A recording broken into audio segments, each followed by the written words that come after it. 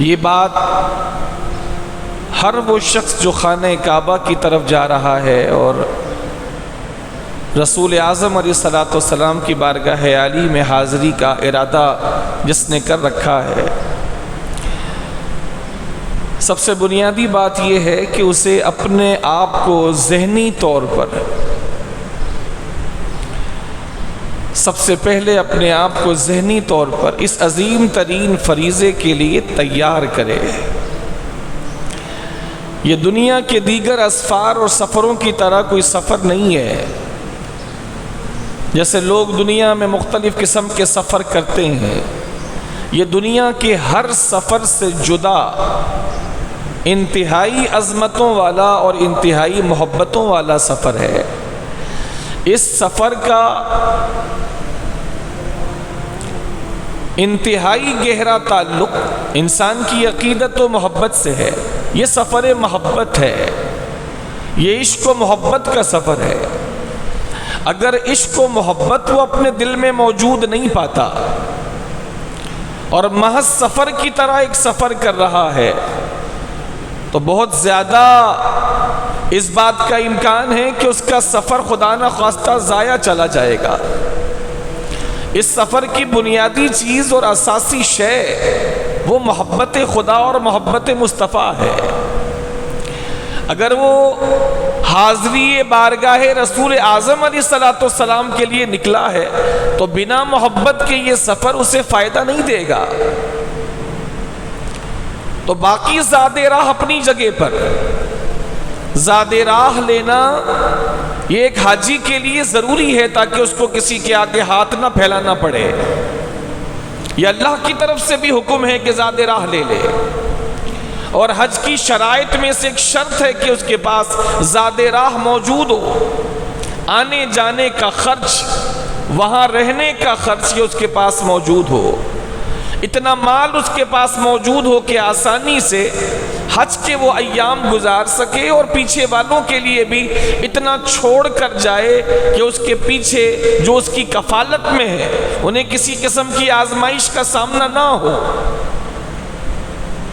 تب کہیں جا کے وہ اس عظیم ترین سفر پہ نکلے۔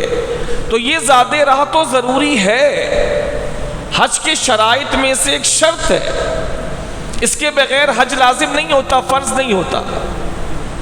لیکن حج کی قبولیت کی بھی ایک شرط ہے جس کے لیے یہ ساری محنت کی جا رہی ہے، اتنی صعوبتیں اٹھائی جا رہی ہیں۔ سفر آسان تو نہیں ہے، یہ سفر آسان تو نہیں ہے۔ دور دراز سے لوگ مختلف گوشوں سے، دنیا کے اطراف سے جمع ہوتے ہیں۔ بیوی بچوں کو، گھر کے آرام کو چھوڑنا آسان تو نہیں ہے، وہاں چلچلاتی دھوپ میں گھنٹوں گزارنا آسان تو نہیں ہے۔ طویل ترین ٹریک پر، ابھی دنیا کا سب سے طویل ترین پیدل چلنے والا ٹریک بنایا گیا ہے، وہ دنیا کا سب سے طویل ترین ٹریک ہے جس پر حاجی پیدل چلیں گے، آسان تو نہیں ہے۔ عرب کی گرمی تو ساری دنیا میں مشہور ہے، پھر اس کے علاوہ اللہ کی طرف سے کچھ مخصوص پابندیاں ہیں۔ ایک گھر کو چھوڑنا، اولاد کو چھوڑنا، بیوی بچوں کو چھوڑنا، رشتہ داروں کو چھوڑنا، کاروبار اور گھر اور تمام رشتہ دار کو چھوڑ کے جانا، یہ تو خود ایک بہت بڑا کام ہے۔ سفر خود آزمائشوں میں سے ایک بڑی آزمائش ہے، اس پر پھر اللہ جل شانہ کی طرف سے پابندیوں کا عائد ہونا کہ تم کیا کر سکتے ہو اور کیا نہیں کر سکتے، کن چیزوں پر دم لازم ہو جائے گا اور کن چیزوں پر کفارہ دینا ہوگا، آسان تو نہیں ہے۔ اتنی ساری محنت انسان کرے اور اللہ نہ کرے یہ محنت اس کی ضائع ہو جائے تو کس قدر گھاٹے کا سودا ہے۔ اتنی مشکلات اٹھائے، آج یہاں کی گرمی لوگوں سے برداشت نہیں ہے، یہاں سے بہت زیادہ گرمی عرب میں ہوتی ہے۔ عرب کی گرمی پوری دنیا میں مشہور ہے، انہوں نے بہت انتظامات کر دیے ہیں لوگوں کی گرمی دور کرنے کے لیے، لیکن اس کے باوجود وہاں کی گرمی ابھی بھی مثالی گرمی ہے۔ ان تمام چیزوں کو برداشت کرنا اور اس کے بعد پھر نتیجہ یہ نکلے کہ اس کی ساری محنت ضائع ہو گئی، اللہ نہ کرے، تو کتنا بڑا نقصان کا سودا ہے۔ لہذا جہاں انسان اتنی ساری تیاریاں کرتا ہے، احرام لے رہا ہے، سامان لے رہا ہے، پیسے جمع کر رہا ہے، گھر چھوڑ رہا ہے، گھر والوں کی محبت سے دور جا رہا ہے، اکیلے سفر کر رہا ہے، اپنے خاندان سے اکیلا جا رہا ہے، جتنے دن بھی گزارنے پڑے وہاں اجنبیوں میں اکیلا رہے گا، اتنی صعوبتیں جہاں وہ اٹھا رہا ہے، تو ایک بنیادی چیز جو سب سے زیادہ بنیادی چیز ہے اس کو لینا نہ بھولے۔ اگر ذات راہ میں یہ چیز موجود نہیں ہے خدا کی قسم تو ساری محنت ضائع ہو جانے کا خدشہ ہے۔ اس بنیادی چیز کا نام ہے اللہ کی محبت، اللہ کی محبت، اور اللہ کی محبت جتنی اس کے دل میں جاگزی ہوگی اتنا ہی سفر آسان سے آسان ہوتا چلا جائے گا، اسے کوئی مشکل پھر مشکل نہیں لگے گی۔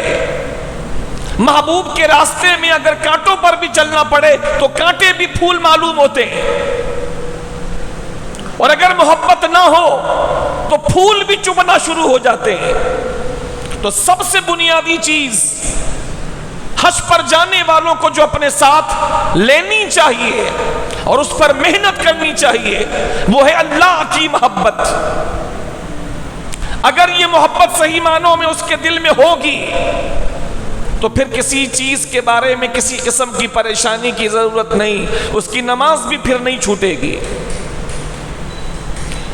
اسے طواف خانہ کعبہ میں بھی لطف آئے گا، اسے حجر اسود کے بوسے کے وقت بھی سکون آئے گا، اسے حتیم کعبہ میں بھی ماں کی گود کی سی محبت محسوس ہوگی، اسے باب کعبہ کے نیچے بھی لطف آئے گا، اسے بھیڑ اور رش کے اندر بھی کوفت نہیں ہوگی بلکہ لطف آئے گا، اسے راتیں بھی اچھی لگیں گی اور دن بھی اچھے لگیں گے، اسے سفر بھی اچھا لگے گا اور قیام بھی اچھا لگے گا، اسے اپنی جیب سے لوگوں کے لیے خرچ کرنا بھی اچھا لگے گا، اسے قدم قدم پر نمازیں پڑھنا اور بار بار عمرے کے لیے آنا بھی اچھا لگے گا۔ اگر یہ بنیادی چیز محبت خدا ہوگی تو، اور اگر یہ بنیادی چیز محبت خدا اس کے اندر نہ ہوئی جیسی کہ ہونی چاہیے تو بہت زیادہ گمان ہے کہ اس کی یہ ساری محنت کہیں ضائع نہ ہو جائے، اس کی ساری محنت کہیں خدا نخواستہ ضائع نہ ہو جائے۔ محبت کرنے والے خدا سے ایک سے بڑھ کر ایک ہوئے،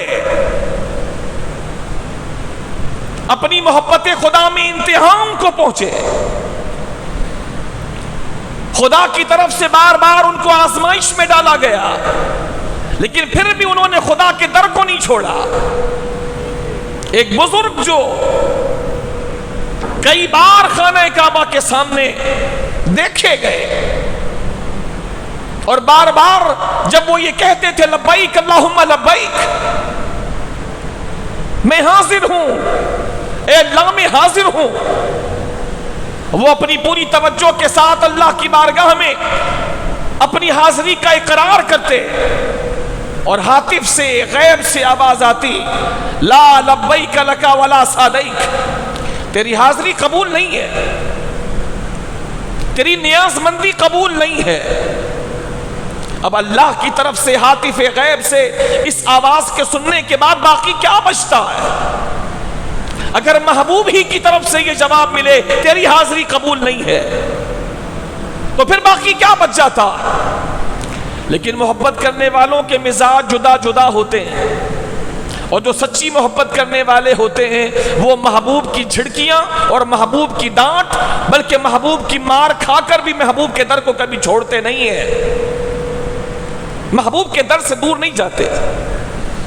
جو سچی محبت کرنے والے ہوتے ہیں آزمائشوں میں لوگوں کی پہچان ہو جاتی ہے کہ اسے سچی محبت ہے کہ نہیں ہے۔ جب سایہ بھی ساتھ چھوڑ رہا ہوتا ہے، اس وقت کوئی ساتھ کھڑا ہو، اس مشکل میں کوئی ساتھ کھڑا ہو، تو وہاں پر پہچان ہو جاتی ہے کہ اس کے دل میں محبت ہے اور کس درجے کی محبت ہے۔ لہٰذا ان کے دل میں بھی اللہ کی سچی محبت تھی۔ کئی سال سے آتے رہے، کئی سال سے، ہر سال جب وہ کہتے لبیک اللہم لبیک تو غیب سے آواز آتی لا لبیک لک ولا سعدیک، تیری لبیک قبول نہیں، تیری نیاز مندی قبول نہیں۔ ایک سال ہو گیا، اگلا سال پھر آ گیا، پھر اگلا سال آ گیا، اور وہ ہر سال آتے، ہر سال آتے۔ لہذا طواف کے دوران جب وہ لبیک اللہم لبیک کی صدائیں لگا رہے تھے اور یہ آواز ہاتف غیب سے آ رہی تھی، تو ایک اللہ والے نے، ایک اللہ کے نیک بندے نے اس بزرگ سے کہا آپ جو لبیک کہہ رہے ہیں، اے اللہ میں حاضر ہوں، آپ کو سنائی دے رہا ہے کہ آپ کی لبیک کے جواب میں غیب سے کیا آواز آ رہی ہے؟ آپ کو سنائی آ رہا ہے کہ آپ کے لبیک کے جواب میں غیب سے اللہ کی طرف سے آپ کو کیا کہا جا رہا؟ تو اس اللہ کے بندے نے، جو اللہ سے سچی محبت کرنے والے تھے، اس اللہ کے بندے نے یہ جواب دیا، یہ جو آواز تو نے ابھی سنی ہے، یہ غیب سے آواز آ رہی ہے، بندے تیری حاضری قبول نہیں، تیری نیاز مندی قبول نہیں۔ جو آواز آپ نے سنی ہے، یہ آواز میں پچھلے کئی سالوں سے سن رہا ہوں، کئی سالوں سے سن رہا ہوں۔ جب جب آتا ہوں، جب جب میرے کانوں میں یہی آواز آتی ہے، تیری حاضری قبول نہیں، تیری نیاز مندی قبول نہیں۔ لیکن میں پھر اگلے سال چلا آتا ہوں،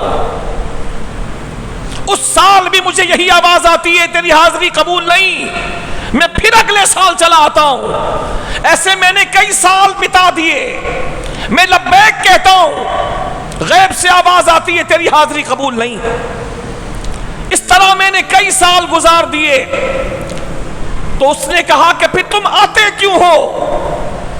جب غیب سے یہ آواز آ رہی ہے کہ تیری حاضری قبول نہیں، تو پھر آتے کیوں ہو؟ تو اس اللہ کے بندے نے رو کر کے عرض کیا کہ اس خدا کی بارگاہ کے علاوہ کوئی دوسری بارگاہ ہے کہاں کہ میں خدا کی بارگاہ کو چھوڑ کے اس بارگاہ میں چلا جاؤں؟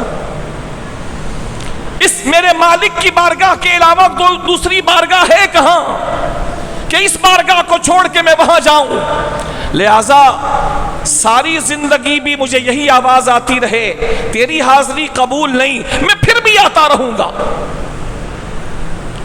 میرے مولا کی طرف سے بار بار یہ کہا جاتا رہے تیری حاضری قبول نہیں، میں پھر بھی آتا رہوں گا اور اپنے مالک کو منانے کی کوشش کرتا رہوں گا۔ اس بارگاہ کے علاوہ میرے پاس کوئی اور بارگاہ نہیں، اس مالک کے علاوہ میرا کوئی اور مالک نہیں جس کو چھوڑ کر میں کسی اور کے پاس جاؤں۔ ابھی یہ گفتگو چل ہی رہی تھی کہ پھر غیب سے اگلی آواز آئی، اے بندے، میرے بندے کو مجھ سے دور کیوں کرتا ہے اور اس سے مجھ سے نا امید کیوں کرتا ہے؟ یہ میرا اور میرے بندے کا معاملہ ہے۔ یہ کہتا ہے میں حاضر ہوں، میں کہتا ہوں تیری حاضری قبول نہیں، لیکن یہ میرا اتنا چہیتا بندہ ہے کہ سب میں جا کے اعلان کر دے کہ اس بندے کی وجہ سے جتنے حج پہ آئے ہوئے ہیں، میں نے اس کے بھی حج کو قبول کیا، اس کی برکت سے میں نے ساروں کے حج کو قبول کیا۔ ہمارا کام تو مولا کی بارگاہ میں حاضری دینا ہے، غلاموں کا کام آقا کو راضی کرنے کی ہر ممکن کوشش کرنی ہے۔ آقا بار بار کہے کہ میں تجھ سے راضی نہیں، پھر بھی منانا ہی ہے۔ جیسے دنیا دار لوگ اپنے سیٹھوں کو اور مالکوں کو منانے کے لیے ان کی ہر طرح کی کاسا لیسی اور چاپلوسی کرتے ہیں، میرا مولا اگر ناراض ہے تو اس کو منانے کی ہر ممکن کوشش کرنی ہے۔ اس بار نہیں، پھر اگلی بار۔ اس بار ابھی منع ہو گیا تیری حاضری قبول نہیں، پھر اگلی بار، بار بار، یہاں تک کہ میرا مالک مجھ سے ہمیشہ کے لیے راضی ہو جائے۔ یہ محبت اگر خدا سے ہوگی تو حاضری پھر حاضری ہے، کہ یہی حاضری پھر حاضری ہے، اس سے اچھی حاضری کوئی اور نہیں۔ اور اگر اس طرح حج پہ جانے والا جا رہا ہے کہ بدن کہیں اور ہے اور دل کہیں اور ہے، جسم خانہ کعبہ کے سامنے ہے اور دل بازاروں میں گشت کر رہا ہے، جسم حرم کے اندر موجود ہے اور روح اور توجہ اور دل طرح طرح کے گناہوں کی فکر میں لگا ہوا ہے، ایسی حاضری پھر کب اللہ کی بارگاہ میں قبول ہونے والی ہے؟ اس کے لیے کوشش کرنی پڑتی ہے، دل کو منانا پڑے گا۔ ایک دن میں یہ کام اللہ چاہے تو ہو جائے، ورنہ عام طور پر ایک دن کا یہ کام نہیں ہے۔ کسی بھی کام کے لیے انسان کو اپنے آپ کو مینٹلی تیار کرنا پڑتا ہے، ذہنی طور پہ تیار کرنا پڑتا ہے۔ جیسے کسی گھر میں شادی ہوتی ہے تو مہینہ پورا لگ جاتا ہے اور پھر مینٹلی ہر بندہ تیار ہوتا ہے، شادی ہے شادی ہے شادی ہے۔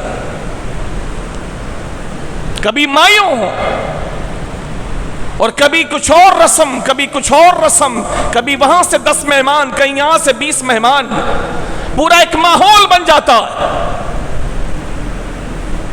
خاندان کے لوگ بھی ذہنی طور پہ تیار ہو جاتے ہیں کہ شادی ہے، ایک ماحول پورا کریٹ ہو جاتا ہے۔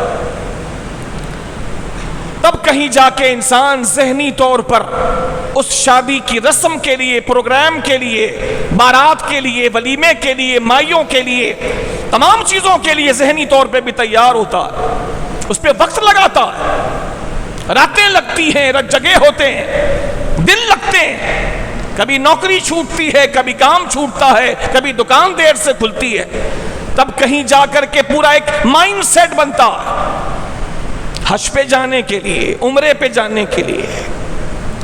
زندگی کی ساری روٹین اپنی جگہ پر ہو،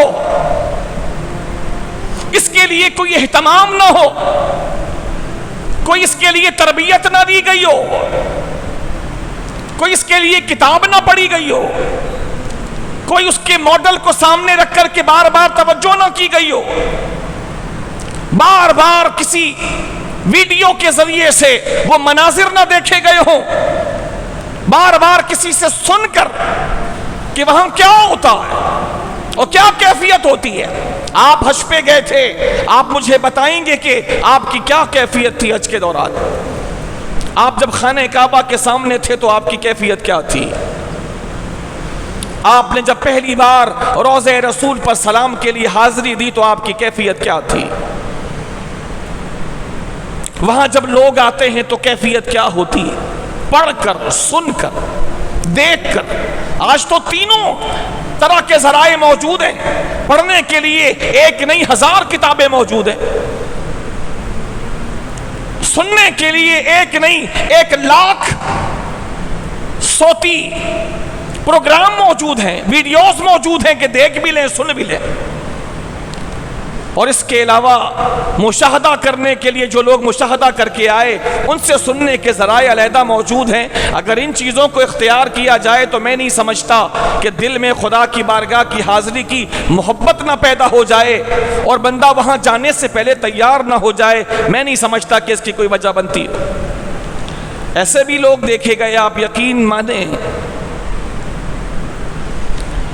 کہ عمرے کے لیے آئے، نہ ان کے پاس عمرے سے متعلق کوئی چھوٹی سی کتاب ہے کہ چلو 10 ورق کی کوئی کتاب ہو، کم سے کم چلو 10 ورق کی کوئی کتاب ہو،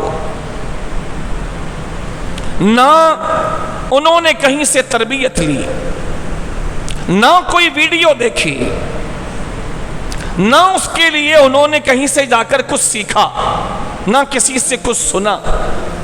ایسے لوگوں سے بھی کئی لوگوں کی ملاقاتیں خانہ کعبہ کے پاس، حرم کعبہ میں ایسے لوگوں سے ملاقات ہوئی جن کو صحیح طرح احرام باندھنا بھی نہیں آتا، جن کو کچھ بھی نہیں پتا۔ جب وہ آئے کہ مجھے کچھ سمجھا دیجئے، کچھ بتا دیجئے، پہلے کیا کرنا ہے پھر کیا کرنا ہے، تو جن سے پوچھا گیا حیران ہو کے پوچھنے لگے کہ آپ نے کوئی تربیت نہیں لی ہے؟ کوئی تربیت آپ نے عمرے کے لیے آئے ہیں، اتنا عظیم سفر آپ کرنے کے لیے آئے ہیں، آپ نے کوئی تربیت نہیں لی؟ انہوں نے صاف کہا نہیں۔ ان سے پوچھا گیا آپ کے پاس کوئی کتاب ہے؟ کہا کوئی کتاب بھی نہیں۔ ان سے پوچھا گیا آپ کا کوئی گائیڈ ہے جو آپ کو گائیڈ کرے؟ انہوں نے کہا نہیں۔ اور تھا بھی پیسے والا آدمی۔ انتہائی حیرانی پوچھنے والے کو ہوئی، جس نے پوچھا کہ آپ کا کوئی گائیڈ بھی نہیں ہے؟ تو نہیں۔ آپ کے پاس کوئی کتاب بھی نہیں ہے؟ تو جواب تھا نہیں۔ آپ نے کہیں سے تربیت بھی نہیں لی؟ تو اس کا جواب تھا کہ نہیں۔ اور وہ عمرہ ادا کرنے کے لیے آیا تھا۔ یہ ایک مثال ہے، اس طرح کی ہزاروں مثالیں وہاں پر دیکھنے کو ملتی ہیں اور سننے کو ملتی ہیں، جو بالکل بھی کورے آتے ہیں۔ کیا حاضری دیں گے؟ کیا جنایات سے بچیں گے؟ کیا ایسے کاموں سے بچیں گے جن پر دم لازم ہو جاتا ہے؟ انہیں تو معلوم ہی کچھ نہیں۔ انہیں تو احرام پہننے کا معلوم نہیں، انہیں تو یہ بھی نہیں پتا کہ طواف خانہ کعبہ شروع کہاں سے ہوگا، انہیں یہ بھی نہیں پتا کہ مقام ابراہیم کہاں پر ہے اور کس کو کہتے ہیں۔ کچھ بھی نہیں کیا۔ یہی حال حج پہ ہوتا، یہی حال حج پہ ہوتا۔ حالانکہ زندگی میں ایک بار فرض ہے، ایک بار فرض ہے۔ میرے نبی چاہتے تو ہر سال فرض ہو جاتا۔ یہ میرے نبی کی مہربانیوں میں سے ایک عظیم ترین مہربانی ہے کہ حج ہر سال فرض نہیں ہے، زندگی میں ایک بار بندے پر فرض ہے، وہ بھی شرطوں کے ساتھ۔ اس کے ساتھ یہ برتاؤ اور سلوک کیا جاتا۔ ایک شادی ہوتی تو انسان مہینہ لگا دیتا، کہیں دنیا کے سفر پہ جانا ہو تو ہر طرح کی تیاری کرتا ہے، کوئی کاروبار کرنا ہو تو 10 لوگوں سے پوچھتا ہے، کوئی چھوٹی سی دکان کھولنی ہو تو کم سے کم 4 سے مشورے کرتا ہے اور پوچھتا ہے۔ یہ زندگی میں ایک بار کیا جانے والا کام جو دنیا میں کروڑوں لوگ کر نہیں پاتے، کروڑوں لوگ تو حج کر ہی نہیں پاتے، ان کی استطاعت نہیں ہوتی، وہ ان شرطوں کے نیچے آتے ہی نہیں جن کی بنیاد پر ان پہ حج فرض ہوتا ہو، ان پہ تو حج فرض ہوتا ہی نہیں۔ پھر کروڑوں لوگ ہیں جن پہ حج فرض ہوتا ہے، وہ کرتے نہیں، اور پھر اس کے بعد کروڑوں لوگ ہیں جن پر حج فرض ہوتا ہے اور وہ جاتے بھی ہیں، لیکن صرف زندگی میں ایک ہی بار جا پاتے ہیں، دوبارہ نہیں جا پاتے۔ اگر کوئی دوبارہ بھی جائے تو جو پہلا حج تھا وہی فرض تھا، باقی تو نفل ہوگا۔ تو اس فرض حج کے ساتھ آپ نے کیا سلوک کیا؟ کتنی تیاری کی؟ آج کون سا ذریعہ ہے علم کا جو موجود نہیں ہے، لیکن تیاری کچھ بھی نہیں۔ اور کئی اللہ کے بندے ایسے ہیں، خدا کی قسم میں آپ کو کھا کے عرض کرو، وہ اتنے دل سے حج اور عمرے کی تیاری کرتے ہیں کہ ان کو دیکھ کر کے رشک آتا ہے، اتنے دل سے کہ اللہ کی بارگاہ میں جا رہا ہوں، اللہ کی خاص بارگاہ میں جا رہا ہوں، وہاں ایک نماز کا ثواب 1,00,000 نمازوں کے ثواب کے برابر ہے۔ وہاں ایک مرتبہ سبحان اللہ کہوں گا 1,00,000 سبحان اللہ کا ثواب ملے گا۔ وہاں اگر 1 روپیہ کسی پر خرچ کروں گا، کسی نیک کام پر 1,00,000 روپے خرچ کرنے کا ثواب ملے گا۔ وہ اپنا مائنڈ سیٹ بناتے ہیں، ایک ایک چیز تیار کرتے ہیں، ہر چیز کو فوکس کرتے ہیں، کئی دن پہلے سے تیاری شروع کرتے ہیں کہ مجھے کسی قسم کی وہاں پر آزمائش نہ ہو، میں تھکاوٹ محسوس نہ کروں۔ وہاں جا کے جسم کا یا دل کا تھکنا یہ اچھا نہیں ہے۔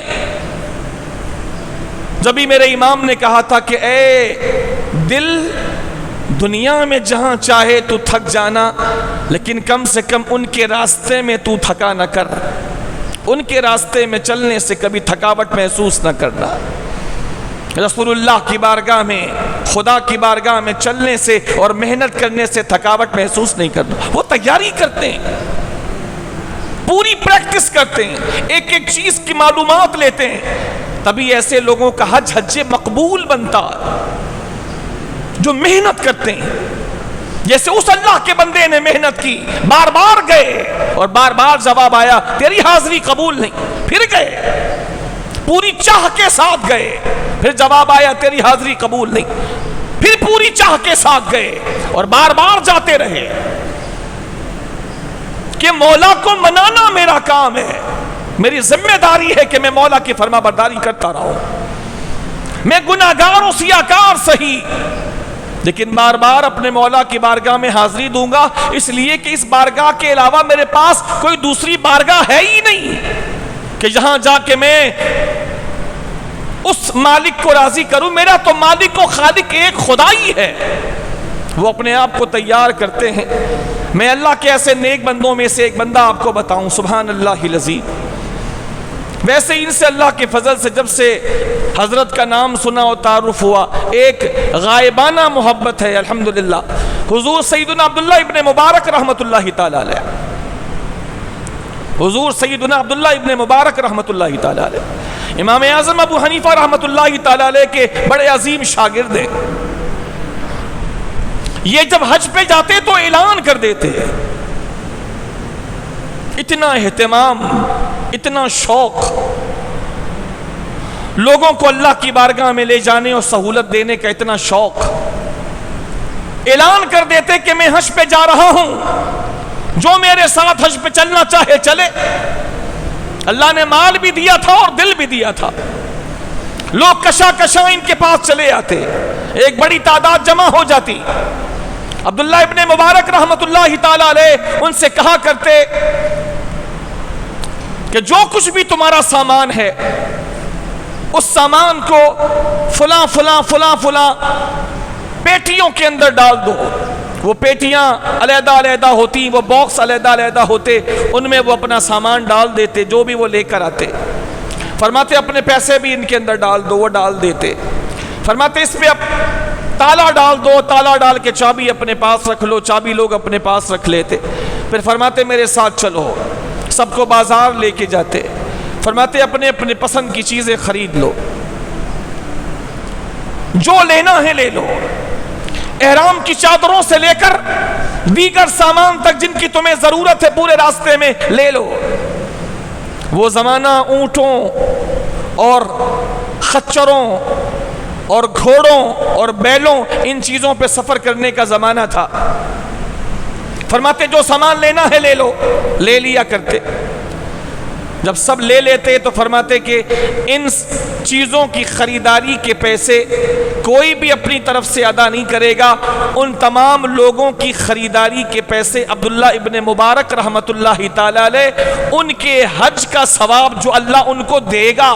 عبداللہ ابن مبارک کو اتنا شوق تھا کہ وہ نیکیاں مجھے مل جائیں۔ عبداللہ ابن مبارک رحمت اللہ تعالی علیہ ان کے سارے سامان کے جتنے پیسے بنا کرتے تھے اپنے مال سے سب کے پیسے ادا کیا کرتے، سب کے پیسے۔ وہ پیسے ادا کرنے کے بعد اب جب سفر شروع ہوتا،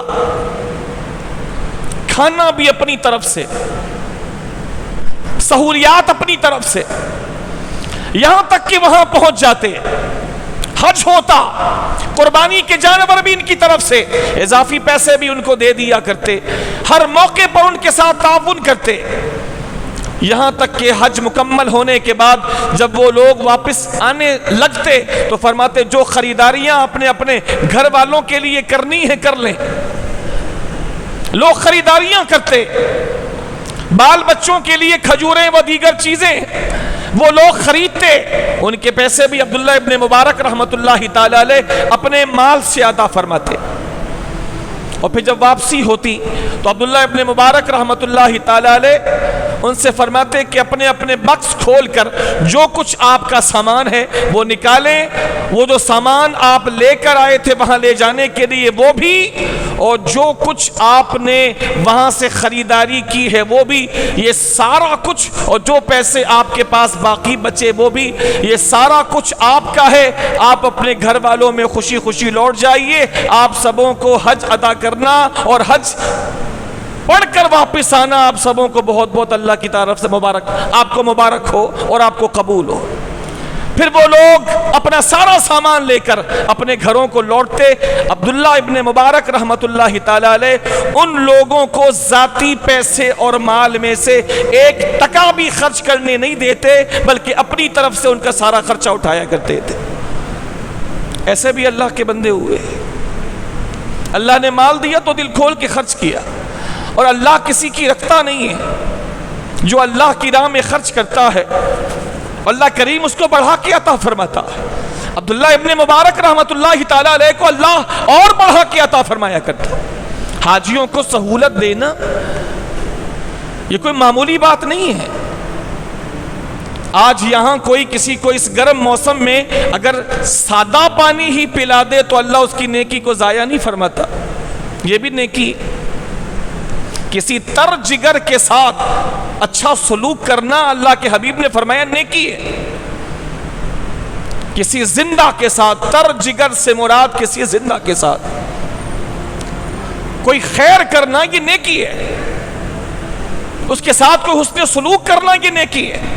پھر کوئی حج پہ ہو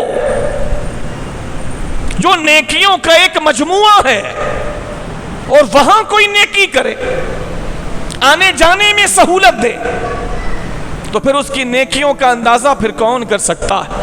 یہ سب کچھ اس وقت ہوتا ہے جو انسان مینٹلی تیار ہوتا ہے کہ میں کس کام کے لیے جا رہا ہوں۔ عبداللہ ابن مبارک رحمت اللہ تعالی علیہ کو اتنا بڑا خرچہ کرنے پر ابھارنے والی چیز کیا ہوگی آپ کے خیال میں؟ محبت خدا، اس کے علاوہ کیا چیز ہو سکتی ہے؟ اس زمانے میں جو بھی خرچ تھا حج پر جانے کا، اس زمانے کے اعتبار سے بہت تھا۔ پھر جتنے لوگ ساتھ گئے ان سب کی ساری ذمہ داریاں پوری کرنا آسان تو نہیں، لیکن یہ سب کچھ ان کے لیے اس لیے آسان تھا کہ ان کے دماغ میں یہ بات بیٹھی تھی کہ میرے رب کو یہ چیز پسند آئے گی، اور ایک غلام کی ذمہ داری ہے کہ اپنے مولا کو راضی کرنے کی ہر ممکن کوشش کرے، ہر ممکن کوشش کرے۔ تو یہ جو سفر ہے نا میرے بھائی، اسے دنیا کے سفروں کی طرح کوئی سفر خیال نہ کیا جائے۔ اور میں بڑی معذرت کے ساتھ کہتا ہوں کہ لاکھوں لوگوں میں سے اگر 40 لاکھ فرض کر لیں کہ 40 لاکھ اگر حج کرتے ہیں تو ان میں سے 3/4 اگر کہہ دیا جائے کہ 3/4 کا حال یہ ہے کہ انہیں صحیح طرح حج کی تیاری بھی انہوں نے نہیں کی ہوتی۔ اس کے مظاہر آج کل سوشل میڈیا پر بہت دیکھنے کو مل رہے ہیں کہ وہ خطہ ارضی بھی اور وہ عظیم ترین سرزمین بھی سوشل میڈیا کے دیوانوں سے وہ پاک نہیں رہ پائی۔ وہاں جا کر بجائے خانہ کعبہ کے سامنے جا کر خانہ کعبہ کو تکتے رہنے اور دیکھنے رہنے کے بجائے وہ اپنے آپ کو شو آف کرنے میں مصروف نظر آتے ہیں۔ وہ استلام حجر بھی کر رہے ہوتے ہیں تو وہ اپنی سیلفی ساتھ لے رہے ہوتے ہیں۔ وہ خانہ کعبہ کے سامنے اگر موجود ہوتے ہیں کسی صورت میں تو وہاں بھی اپنے آپ کو شو آف کرنے سے باز نہیں رہ پاتے۔ اگر 40 لاکھ بھی حج پہ جا رہے ہیں تو 3/4 یعنی سمجھیں 30 لاکھ وہ ذہنی طور پہ حج کے لیے تیار نہیں ہوتے، ذہنی طور پہ تیار نہیں ہوتے۔ جس محبت خدا کا غلبہ ہونا چاہیے وہ نہیں ہوتا، جس محبت خدا کا غلبہ ہونا چاہیے وہ نہیں ہوتا، جس جنون کے ساتھ وہاں پہ حاضری ہونی چاہیے وہ نہیں ہوتی، جس پر محبت خدا کا غلبہ ہوگا وہ تو پھر گرد و پیش سے بے خبر ہوگا، اسے تو آگے پیچھے کے لوگوں کا کچھ پتہ نہیں ہوگا، اسے سیلفی کی کیا خبر ہوگی، اسے اپنی تصویروں کی کیا فکر ہوگی۔ وہ تو اپنے آپ پر غور کرتا ہوگا کہ مجھ جیسا گنہگار ایسی پاک سرزمین پر موجود ہے جیسی پاک سرزمین پوری کائنات میں کہیں دوسری نہیں ہے. یہ مکہ ہے، یہ حرم مدینہ طیبہ ہے. ایسی پاک سرزمین تو پوری کائنات میں دوسری کوئی نہیں جس درجے کی پاکی اللہ کریم نے ان دونوں مقامات کو عطا فرمائی ہے. وہاں کس کو اپنا ہوش باقی رہے گا؟ کون خانہ کعبہ کے سامنے یہ جرات کر سکتا ہے کہ اس کو اپنا آپ یاد رہے، اس کو اپنی سیلفی یاد رہے، اس کو اپنی تصویریں یاد رہے، اس کو اپنے پوز یاد رہے، اس کو دنیا و مافیہ کی ساری خبریں اس کے ذہن میں گردش کرتی رہے؟ جس کے دل میں خدا کی قسم سچی محبت خدا ہوگی وہ وہاں غرق ہوگا، مست ہوگا، وہ کوفت محسوس نہیں کرے گا. 15 دن آپ اس کو 50 دن روکیں، جس کے دل میں خدا کی محبت کا وفور ہوگا وہ کوفت محسوس نہیں کرے گا، ہر گھڑی لذت محسوس کرے گا. خانہ کعبہ کے سامنے بیٹھنا کوئی معمولی بات ہے؟ نصیب والے بیٹھتے ہیں جن کو خدا توفیق دے اور جو وہاں بیٹھ کر خدا سے لو لگا سکے. حتیم کعبہ جو ماں کی گود کی طرح ہے، جو خانہ کعبہ کا ہی حصہ ہے، جب ہی اس کو طواف میں ساتھ شامل کیا جاتا ہے اور باہر سے پھیرا لیا جاتا ہے، اس حتیم کعبہ کے اندر جا کر کے خانہ کعبہ کے اندر کھڑے ہونے کا تصور نہ آ سکے تو پھر کیا حج کیا اور کیا طواف کیا؟ در کعبہ پہ کھڑے ہو کر خدا کے جلال اور کبریائی کا تصور نہ آئے تو کیا حج کیا اور کیا طواف کیا؟ خانہ کعبہ کے پھیرے لیتے ہوئے، پروانے کی طرح گھومتے ہوئے، مختلف دعائیں پڑھتے ہوئے، اگر اس وقت بھی خدا کے جلال اور اس کے روب اور اس کی کبریائی کا تصور دل میں نہ بیٹھ سکا تو کیا حج کیا اور کیا اس نے پھیرے لگائے؟ اگر صفا و مروہ کی سعی کے دوران اسے حضرت ابراہیم کی وہ نسل پاک یاد نہ آئی، حضرت اسماعیل یاد نہ آئے جن کی پیاس کی وجہ سے بی بی ہاجرہ دوڑی، یہ یاد نہ آیا تو کیا اس نے صحیح کی؟ صفا کے پہاڑ پر چڑھ کر وہاں اسے حضرت اسماعیل لیتے ہوئے یاد نہ آئے تو پھر کیا یاد آیا اس کو؟ اور بی بی ہاجرہ کا اس پہاڑ صفا سے اترنا اور مروہ پہ چڑھنا آج تو کچھ بھی نہیں ہے، کوئی مشکل نہیں ہے صفا پہ چڑھنا اور مروہ پہ چڑھنا، اور صفا و مروہ کے درمیان میلین اخضرین کے درمیان دوڑ لگانا کچھ بھی نہیں ہے. اتنی آسانی کہ اس سے زیادہ آسانی کا تصور آج کی اس گھڑی تک نہیں کیا جا سکتا. ہر طرح کی آسانی وہاں پرووائڈ کر دی گئی. اگر وہاں رہتے ہوئے اسے بی بی ہاجرہ کا اس دھوپ میں، اس چلچلاتی دھوپ میں اونچے صفا کے پہاڑ سے ٹھہر ٹھہر کے سمل کے اترنا، اور جہاں تھوڑی سی زمین ہموار ہو وہاں دوڑنا، اور پھر مروہ کا پہاڑ آئے تو پھر وہاں ہمت کر کے چڑھنا، پھر مروہ سے پھر سمل کے اترنا، پھر تھوڑی سی فلیٹ جگہ پر کچھ تیز دوڑنا، پھر صفا کی پہاڑ پر آ کے اپنے لخت جگر حضرت اسماعیل کو دیکھنا. اگر یہ یاد نہیں آ رہا تو پھر کیا صحیح کی، کیا کیا پھر؟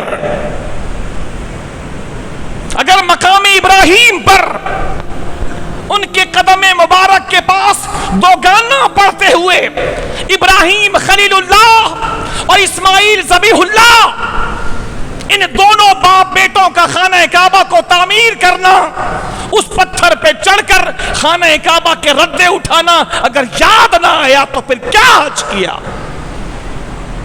پھر کیا حاضری لگائی؟ آب زمزم پیتے ہوئے بیر زمزم پر یا جہاں کہیں بھی آب زمزم پیا اسماعیل و ہاجرہ علیہ السلام یاد نہ آئے تو کیا یاد آیا پھر تجھے؟ پھر کیا یاد آیا؟ حجر اسود کے بوسے کے وقت تجھے عمر فاروق اعظم کا بوسہ دیتے ہوئے وہ جملہ یاد نہ آیا، رسول اللہ کا بوسہ دینا یاد نہ آیا، تو پھر کیا یاد آیا؟ پورا مائنڈ سیٹ بنانا پڑتا ہے کہ where I am going now، میں جا کہاں رہا ہوں، میں جا کہاں رہا ہوں، میں کس بارگاہ میں جا رہا ہوں؟ خدا کی بارگاہ میں۔ کوئی باس سے ملنے تھوڑا ہی جا رہے ہو تم، کوئی سسرال تھوڑا ہی جا رہے ہو ملنے کے لیے، خدا کی بارگاہ ہے۔ ہر تیاری سے بڑی تیاری، ہر اہتمام سے بڑا اہتمام، ہر سوچ سے بڑی سوچ، ہر فکر سے بڑی فکر،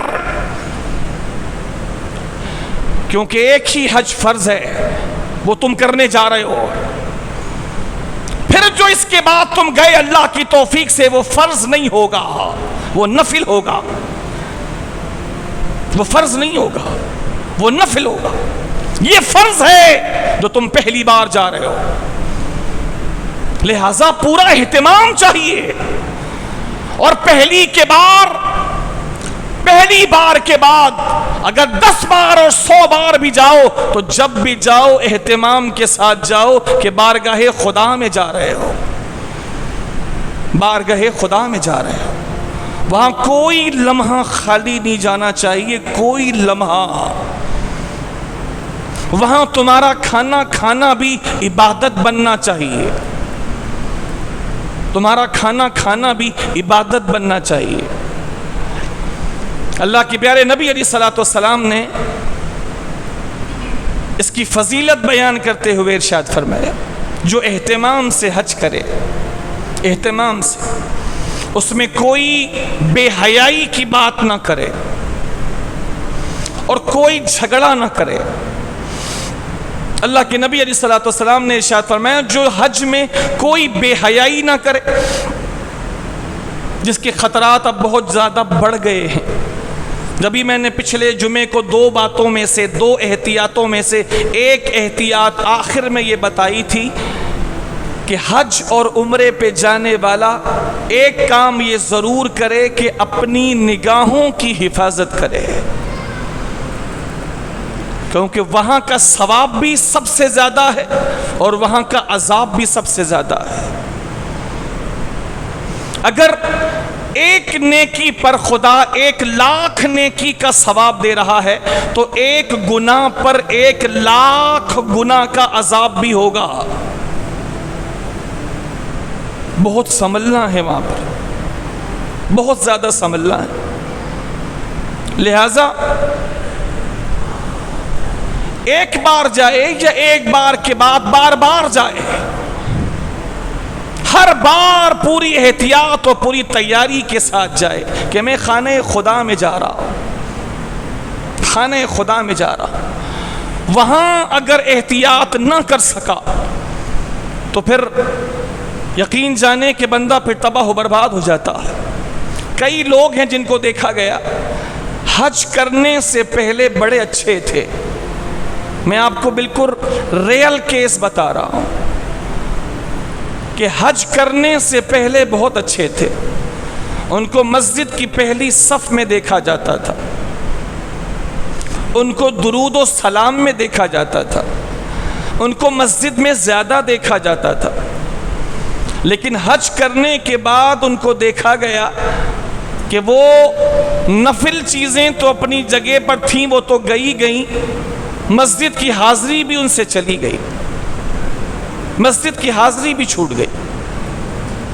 یہ کیسے ہو گیا؟ صحیح وجہ صرف اللہ جانتا ہے، لیکن سمجھ میں یہ آتا ہے کہ وہاں جانے کے بعد اس جگہ کی وہ رعایت نہیں کر سکے، اس جگہ کے حق کی رعایت نہیں کر سکے۔ وہاں سے آنے کے بعد تو دل ہر وقت مکی اور مدینے کی طرف متوجہ رہنا چاہیے تھا۔ وہاں جانے کے بعد اور وہاں سے آنے کے بعد کیفیت تو بدل جانی چاہیے تھی۔ وہاں کا کوئی تذکرہ کرتا، آپ کا دل بھر آتا، موسم حج کا آتا، آپ کے دل میں ایک بے چینی پیدا ہو جاتی کہ کاش کہ میں بھی وہاں پر ہوتا، 10 سال پہلے جو میں گیا تھا کیا منظر تھا، اس بار میں نہیں جا پایا، کتنے لوگ جمع ہوں گے۔ یہ کیفیت ہونی چاہیے، اور یہ کیفیت حج مبرور کی ہے۔ حج مبرور جس کو حج مقبول کہا جاتا ہے، مقبول حج۔ مقبول حج کی ایک علامت یہی ہے کہ بندہ پہلے جیسا بھی ہوتا وہاں سے آنے کے بعد وہ اللہ والا ہو جاتا۔ اب دنیا میں اس مقام کو دیکھنے کے بعد اور کیا باقی بچا؟ خانہ کعبہ جیسی عظیم بارگاہ میں حاضری کے بعد کیا باقی بچا؟ روضہ رسول پر حاضری کے بعد اب کیا دنیا میں باقی بچا؟ ان عظیم بارگاہوں میں حاضری کے بعد اب کیا تمنا باقی رہ گئی؟ اب تو بندہ وہی کی یادوں میں مست ہو جانا چاہیے، لیکن کئی لوگ ہیں کہ جو جانے سے پہلے کچھ بہتر ہوتے ہیں، واپس آنے کے بعد ان میں اور مزید کمی آنا شروع ہو جاتی ہے۔ حج مقبول کی پہچان یہ ہے کہ بندہ آنے کے بعد پھر پوری طرح اللہ کی طرف متوجہ ہو جاتا، پھر اس کے فرائض نہیں چھوٹتے، اس کے واجبات نہیں چھوٹتے، وہ سنن و مستحبات میں آگے بڑھ جاتا۔ وہ روضہ رسول سے ہو کر آیا ہے، کوئی معمولی بات ہے؟ آج کوئی پرائم منسٹر سے مل کر آ جائے تو ساری زندگی اس کے تذکرے کرتے نہیں تھکتا کہ میں پرائم منسٹر سے ہاتھ ملا کے آیا ہوں۔ یہاں دنیا کے سب سے بڑے بادشاہ محمد مصطفیٰ علیہ السلام کی بارگاہ میں تیری حاضری لگی اور واپسی کے بعد تیری حالت پہلے سے خراب ہو گئی۔ یہ مقبول حاضری کی علامت نہیں ہے۔ مقبول حاضری کی علامتوں میں سے ایک علامت یہ ہے بندہ پہلے سے زیادہ اللہ رسول کی طرف راغب ہو جاتا ہے، پہلے سے زیادہ۔ یہ حج مقبول کی علامتوں میں سے ایک علامت ہے۔ اللہ کے نبی علیہ السلام نے ارشاد فرمایا العمرۃ الی العمرہ، ایک عمرہ کرنے کے بعد دوسرا عمرہ یہ ادا کرنا کفارۃ لما بینہا، ان دونوں عمروں کے درمیان جو گناہ ہوتے ہیں، ایک عمرے کے بعد دوسرا عمرہ کر لے، جو بیچ میں گناہ ہوتے ہیں، یہ عمرہ ادا کرنا ان گناہوں کے لیے کفارہ بن جاتا ہے۔ لیکن عمرہ بھی تو پھر عمرہ ہو نا، عمرہ بھی تو پھر عمرہ ہو۔ وہاں جا کے بندہ پھر اپنے آپ میں نہ رہے، پھر وہ مست ہو جائے۔ کھانا صرف ضرورت کے لیے کھائے، شوق کے لیے نہیں۔ یہ نہ ہو کہ وہ گیا تھا در کعبہ کے سامنے بیٹھنے کے لیے، طواف خانہ کعبہ کے لیے، ایک سے زائد عمرے کرنے کی اس کو سعادت ملنے والی تھی، ان کاموں کے لیے گیا تھا، تو وہاں جا کر تو اس کا دل ہوٹل سے باہر نکلنے کو کر ہی نہیں رہا۔ 5 اسٹار 4 اسٹار یا 7 اسٹار، جتنے بھی اسٹار اور مون ہیں، وہ ہوٹل لے کر کے بیٹھا ہے، اس سے باہر نکلنے کو دل نہیں کرتا۔ میں ایسے موقعوں پر یہ سمجھتا ہوں کہ وہ غریب لوگ جو اتنے مہنگے ہوٹل نہیں لے پاتے اور دور کے ہوٹل ان کو ملتے ہیں، دور کے جو 5 اسٹار 4 اسٹار 3 اسٹار کچھ نہیں ہوتا، غریب لوگوں کے لیے ہوٹل ہوتے، وہ دور گاڑی میں بھر کے آتے ہیں، بھر کے جاتے ہیں، اور وہ روضہ رسول علیہ السلام پر صبح آتے ہیں، پھر شام ہی جاتے ہیں، یا 2 دن نہیں جاتے، ہفتہ نہیں جاتے۔ ادھر خانہ کعبہ میں آئے تو ادھر ہی وہیں پر صحن کعبہ میں، حرم کعبہ میں دور میں بیٹھیں، کچھ لے لیا کھا لیا، پھر ادھر ہی بیٹھیں۔ میں کئی موقعوں پر یہ سمجھتا ہوں کہ ان کی غربت اس موقع پر ان لوگوں کے مقابلے میں جو 5 اسٹار اور بڑے بڑے ہوٹلوں میں جا کے بیٹھتے ہیں اور باہر نکلنے کو ان کا دل نہیں چاہتا، یہ غربت ایسے غریبوں کو یہاں پر بہت زیادہ فائدہ دیتی ہے، بہت فائدہ دیتی ہے۔ کہ اب کہاں جائیں.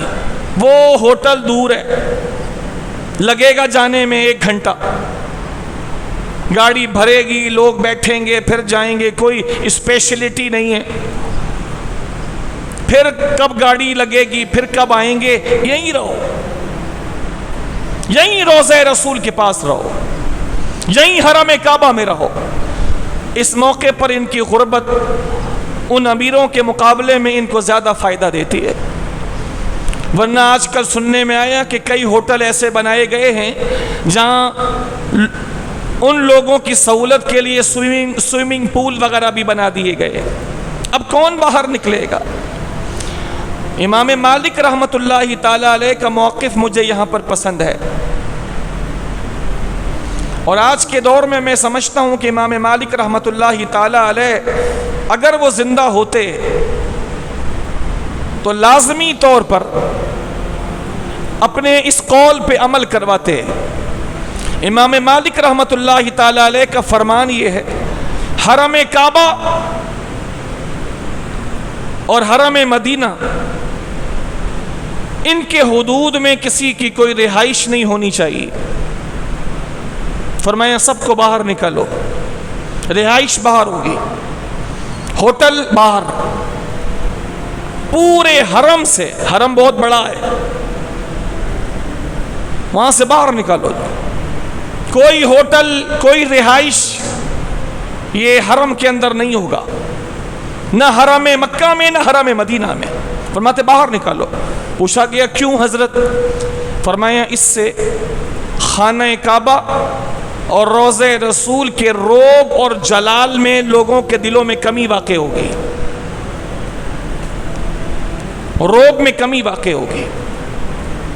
فرمایا بس حاضری کے لیے آئیں, حاضری لگائیں, کھانا پینا رہنا سہنا سب اس باؤنڈری سے باہر, وہاں سے باہر, ورنہ روب میں کمی آئے گی. آج دیکھ لیں روب کی کمی کا کیا حال ہے. جو لوگوں کے دلوں کا عیب اور لوگوں کے دلوں کا مرض ہے,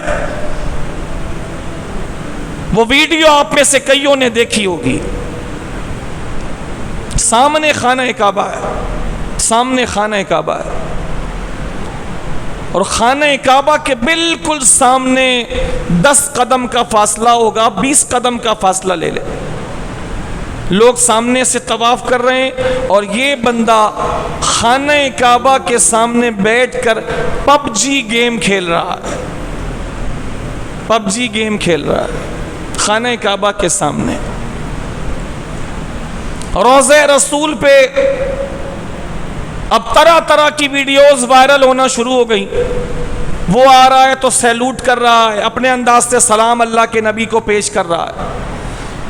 اب مردوں کے ساتھ ساتھ اب عورتیں کدھر پیچھے رہیں, وہ طرح طرح کے نقاب پہن کر وہ بھی آ کر کے اللہ کے نبی کے روضے کے پاس صحن میں آ کر کے وہ بھی سیلوٹ پیش کر رہی ہیں, سلام پیش کر رہی ہیں. امام مالک ہوتے تو آج سختی سے عمل کرواتے کہ میں نے تو پہلے ہی فتویٰ دے دیا تھا کہ حرم کعبہ اور حرم مدینہ سے باہر لوگوں کی رہائشیں ہوں گی اور لوگوں کی سہولتیں ہوں گی, یہاں صرف حاضری ہوگی. امام مالک بہت بڑے عاشق رسول تھے. ویسے تو ہر اللہ کا ولی بہت بڑا عاشق رسول ہوتا, امام مالک بہت بڑے عاشق رسول تھے. اور روضہ رسول پر موجود تھے تو ایک عباسی خلیفہ امام مالک رحمت اللہ تعالی علیہ سے اس نے اونچی آواز میں بات کی تو امام مالک رحمت اللہ تعالی علیہ نے ارشاد فرمایا, خلیفہ یہ تیرا دربار نہیں ہے, یہ رسول خدا کا دربار ہے. یہاں آواز اونچی کرنے سے اللہ نے قرآن میں منع کیا ہے. آواز نیچی, آواز نیچی. یہ رسول اللہ کا دربار ہے. یہاں کے لیے اللہ کریم نے قرآن میں فرمایا, تو نے نہیں پڑھا یا ایھا الذین آمنوا لا ترفعوا اصواتکم فوق صوت النبی, اے ایمان والو نبی کی آواز پر اپنی آواز اونچی نہ کرو. یہ رسول اللہ کا دربار ہے, آواز نیچی. اس نے آواز نیچی کر لی. پھر اس نے پوچھا کہ میں اللہ سے دعا کرنا چاہتا ہوں، تو آپ مجھے بتائیں کہ میں اپنا چہرہ کدھر کروں؟ اگر میں چہرہ اللہ کے رسول کے روضے کی طرف کرتا ہوں تو قبلے کو پیٹھ ہوگی، اور اگر میں قبلے کی طرف رخ کرتا ہوں تو حضور کے روضے کو پیٹھ ہوگی۔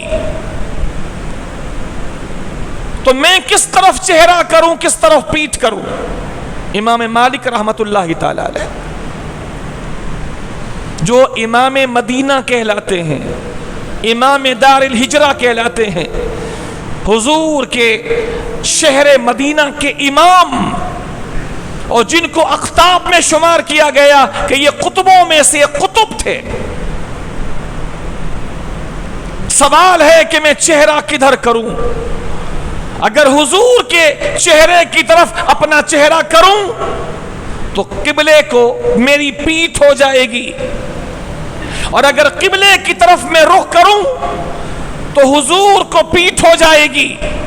میں چہرہ کدھر کروں اور پیٹھ کدھر کروں؟ امام مالک نے ارشاد فرمایا، اے خلیفہ، تو اپنا چہرہ اس رسول سے کیسے پھیر سکتا ہے، اور تو ان کی طرف پیٹھ کیسے کر سکتا ہے، جو تیری بھی شفاعت اللہ کی بارگاہ میں کرنے والے ہیں اور تیرے باپ حضرت آدم کی شفاعت بھی کرنے والے ہیں۔ تو پیٹھ خانہ کعبہ کو کر اور چہرہ مصطفیٰ کی طرف کر۔ تو پیٹھ خانہ کعبہ کی طرف کر، چہرہ روضہ رسول کی طرف کر، اور پھر اللہ سے دعا مانگ۔ یہ تیرے بھی قبلہ ہے، تیرے باپ حضرت آدم کے بھی قبلہ ہے۔ یہ امام مالک رحمت اللہ تعالی علیہ کا فتویٰ۔ تو وہاں کا ایک روب ہے، روضہ رسول کا ایک روب ہے، جن کے دلوں میں روگ ہے، روگ، بیماری، وہ وہاں جا کے اپنی مستیوں میں مست ہو جاتے ہیں، ورنہ اس بارگاہ کا اتنا روب ہے کہ فرشتے بھی دبے قدموں وہاں پہ حاضری دیتے ہیں، فرشتے بھی۔ جبھی علامہ اقبال نے کہا تھا کہ آسمان کے نیچے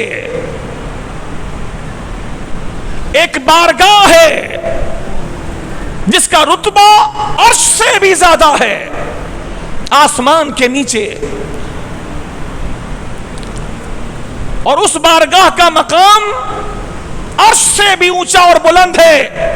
یہ بارگاہ بارگاہ رسول ہے۔ اس بارگاہ میں جنید جیسا عظیم پہلوان اور بایزید بستامی جیسا بڑا بادشاہ بھی اس بارگاہ رسول میں آتا ہے تو اپنی سانسوں کی رفتار کو کم کر لیتا ہے کہ کہیں سانسوں کی آواز اونچی ہو گئی تو رسول اللہ کی بارگاہ میں کہیں بے ادبی نہ ہو جائے، کہیں بے ادبی نہ ہو جائے۔ آواز اونچی کرنا تو دور کی بات، ہاں مؤذن ہے تو اذان اونچی آواز سے دے گا،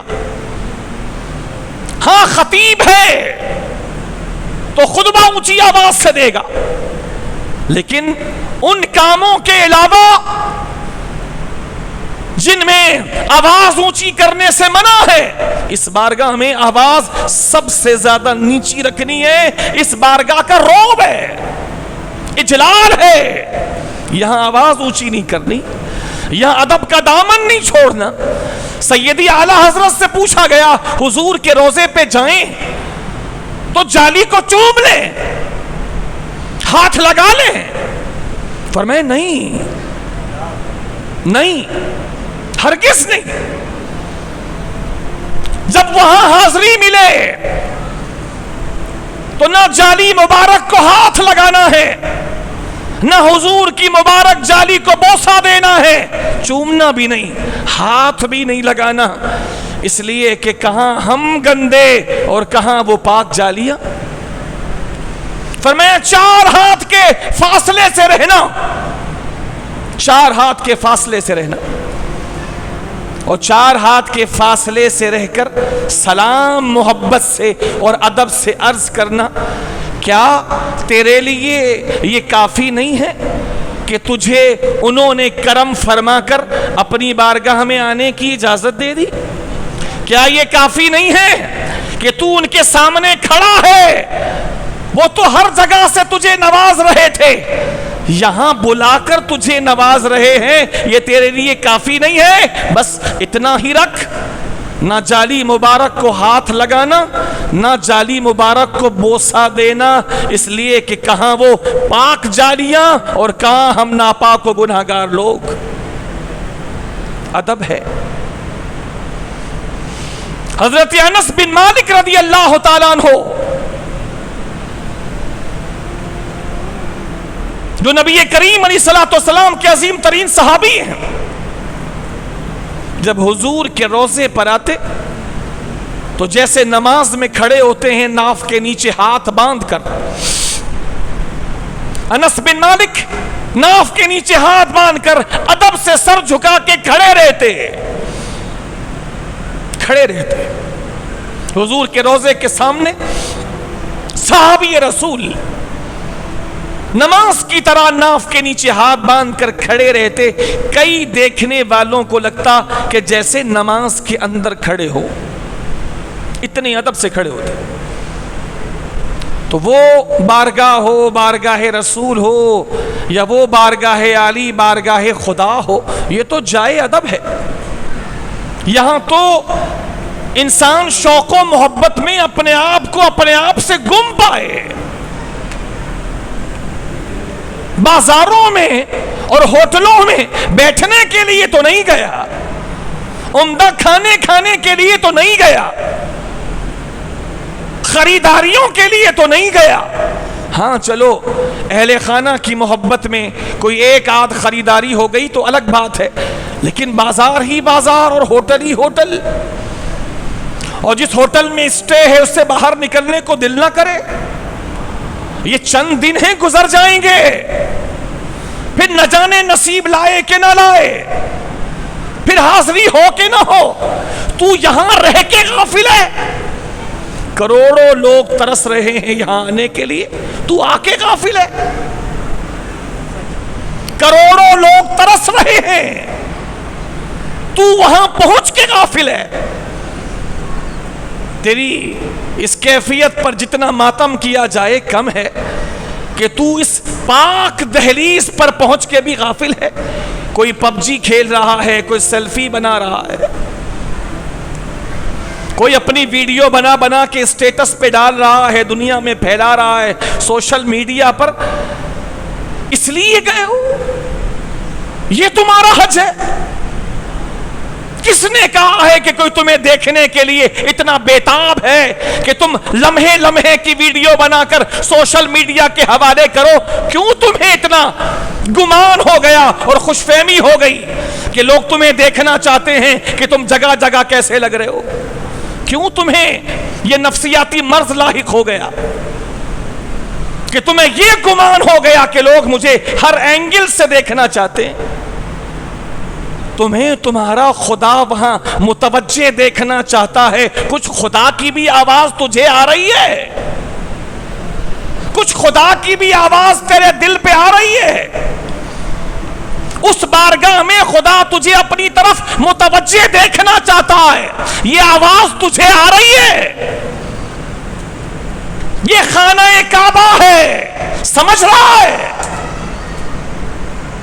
یہاں ہر سال کئی اللہ کے ولی حج کرنے آتے ہیں، سمجھ رہا ہے؟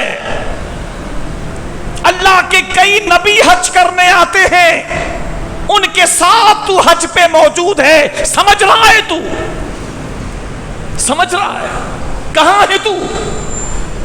کن پاک ہستیوں کے ساتھ ہے تو؟ کس پاک سرزمین میں ہے تو؟ باب کعبہ کے سامنے ہے تو، حجر اسود کے سامنے ہے تو، خانہ کعبہ کا طواف کرتے ہوئے پروانے کی صورت میں گھوم رہا ہے تو، اور پھر بھی تو غافل ہے۔ رسول اللہ صلی اللہ علیہ وسلم کی بارگاہ عالی میں اگر تیری حاضری ہو گئی ہے، نصیب نے یاوری کی اور تو وہاں پہنچ گیا، تو 5 دن 4 دن 6 دن 7 دن 10 دن جتنے بھی تجھے نصیب سے ملے تو غنیمت جان۔ جب تک تھک کے تو گرنے نہ لگے اس وقت تک محنت کرتا رہے۔ میں زیارتوں کا مخالف نہیں ہوں، زیارتوں پہ جانا چاہیے، جائے، جنت البقیع جائے، سیدی امیر حمزہ رضی اللہ تعالیٰ عنہ کے روضہ اقدس پہ جائے، صحابہ کرام کے مزارات پہ جائے، بی بی سیدہ طیبہ طاہرہ بی بی آمنہ رضی اللہ تعالیٰ عنہ کے روضہ اقدس پہ جائے، غار حرا پہ جائے، غار ثور پر جائے، جبل احد پر جائے، ان سب پہ جائے۔ لیکن میں صرف اتنی بات کہتا ہوں، ان تمام چیزوں کو جس رسول سے نسبت ہے سب سے زیادہ میرے رسول کی بارگاہ میں وقت لگائے۔ ساری بہاریں اسی بارگاہ سے ہیں، ساری بہاریں اسی بارگاہ سے، یہی لگائے، زیادہ وقت یہیں پر لگائے۔ کبھی دائیں بیٹھے کبھی بائیں بیٹھے، ریاض الجنہ میں جتنا وقت مل سکے، اجازت مل سکے، وہاں بیٹھے۔ اگر موقع نہ ملے تو دائیں بائیں رہے، تھکے نہ۔ سیدی اعلیٰ حضرت نے کہا کہ اے ظالم دل، جہاں چاہے تھک جایا کر، لیکن جب ان کی بارگاہ میں سفر کا موقع آئے تو اے میرے دل تھکا نہ کر، تھکا نہ کر، تھکاوٹ محسوس نہ کرے، بار بار حضور کے پاس آئے۔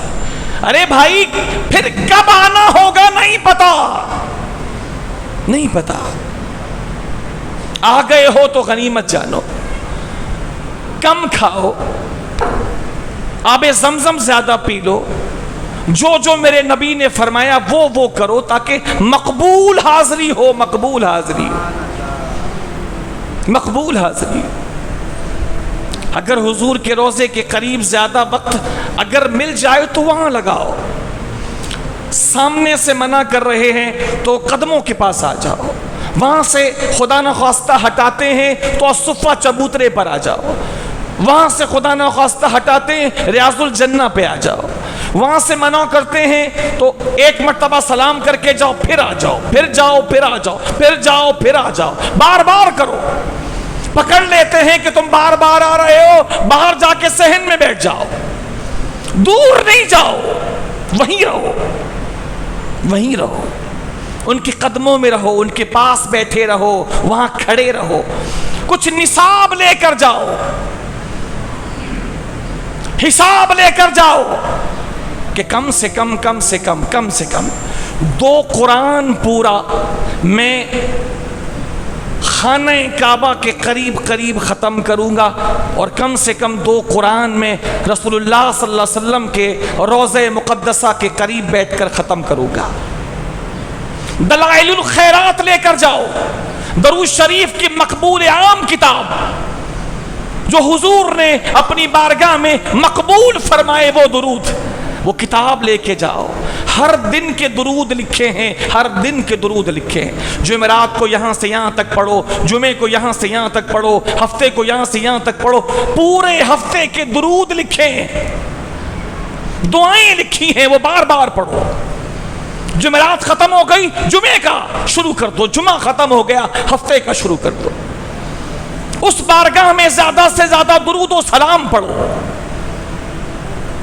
کوئی کتاب لے کے جاؤ، ان کی سیرت کی ہی کتاب ان کی بارگاہ میں بیٹھ کے پڑھو۔ یا رسول خدا، آپ کی بارگاہ ہے اور آپ کی سیرت ہے، آپ کی زندگی کے بارے میں آپ کے قدموں میں بیٹھ کے پڑھ رہا ہوں۔ یا رسول خدا، آپ کی باتیں میرے دل اور دماغ میں ایسی بس جائیں کہ ادھر آنکھ لگے ادھر جلوہ محمد مصطفیٰ میرے خوابوں میں آ جائے۔ موقع مل گیا ہے، اس کو غنیمت جانو، پھر آرام ہوتا رہے گا، آرام ہوتا رہے گا۔ اگر خدا نے واپسی لکھی ہے تو واپسی ہوگی، وطن میں آ کے آرام ہوتا رہے گا۔ وہاں گئے کس لیے ہیں؟ نہ کام کرنے گئے ہیں، نہ کھڈا کھودنے گئے ہیں، نہ محنت مزدوری کرنے گئے ہیں۔ تو جس کام سے گئے ہو صرف وہی کام کرو نا، جس کام سے گئے ہو صرف وہی کام کرو۔ وہاں تو رب اور رسول کو راضی کرنے گئے، وہاں تو معافی مانگنے گئے، وہاں تو توبہ کرنے گئے، وہاں تو اللہ اور رسول کی توجہ حاصل کرنے گئے۔ تو یہی کرو نا، کیوں بازاروں میں گھومتے ہو؟ کیوں ہوٹلوں سے باہر نہیں آتے؟ چلو آج بنگالی کے ہوٹل میں مچھلی اور چاول کھا کے آتے ہیں، اور چلو وہاں KFC کا برگر کھا کے آتے ہیں۔ اس کے بغیر تم مر جاؤ گے کیا؟ سادہ کھانے پر بھی اپنے آپ کو راضی کیا جا سکتا ہے۔ جو گھنٹہ وہاں لگ جائے گا وہ گھنٹہ یہاں لگاؤ،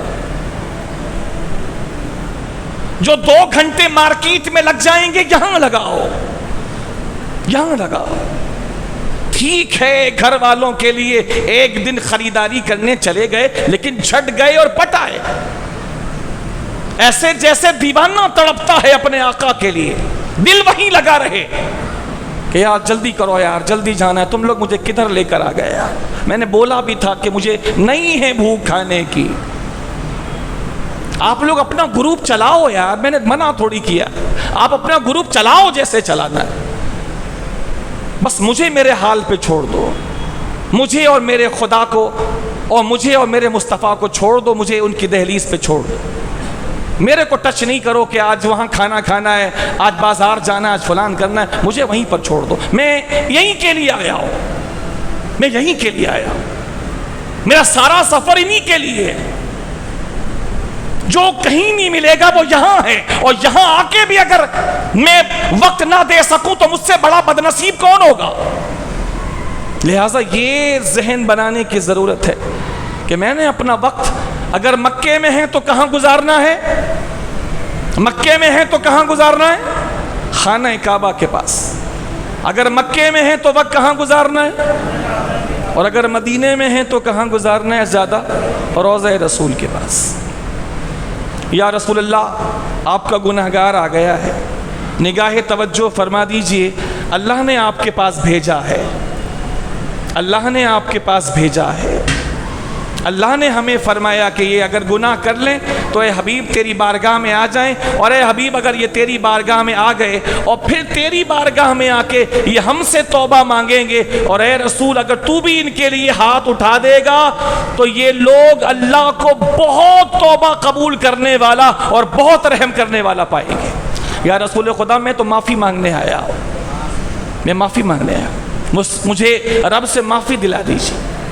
وہاں سے دور نہ جائے، آپ وعدہ کریں کہ اللہ آپ کو جب بھی لے جائے، اگر مکے میں ہے تو خانہ کعبہ، اور مدینے میں ہے تو روضہ مصطفیٰ علیہ الصلوۃ والسلام، ادھر ہی رہنا ہے۔ وہاں بھوک سے لوگ نہیں مرتے، بھوک سے نہیں مرتے، پیاس سے نہیں مرتے، کسی کی نہیں سنی کوئی بھوک و پیاس سے مر گیا۔ ہاں لوگ مرتے ہیں، محمد مصطفیٰ کی محبت میں مر جاتے۔ بندہ لیٹا اور اس کے بعد پھر اٹھا ہی نہیں، لوگ آ رہے ہیں چیک کر رہے ہیں، کوئی پیر دیکھ رہا ہے، کوئی کہیں سے چیک کر رہا ہے، اور پھر اعلان کرتا ہے کہ یہ بندہ اپنی روح محمد مصطفیٰ کے قدموں پہ قربان کر چکا۔ کوئی خانہ کعبہ کے سامنے مر جاتا ہے، سبحان اللہ العظیم، سبحان اللہ، لبیک اللہم لبیک کہتا کہتا مر جاتا ہے۔ کیا موت ہے یار، وہاں سے باہر نہیں جانا، اسی احاطے کے اندر رہنا ہے۔ اللہ تعالی ہم سبوں کو مقبول حاضری کی توفیق عطا فرمائے۔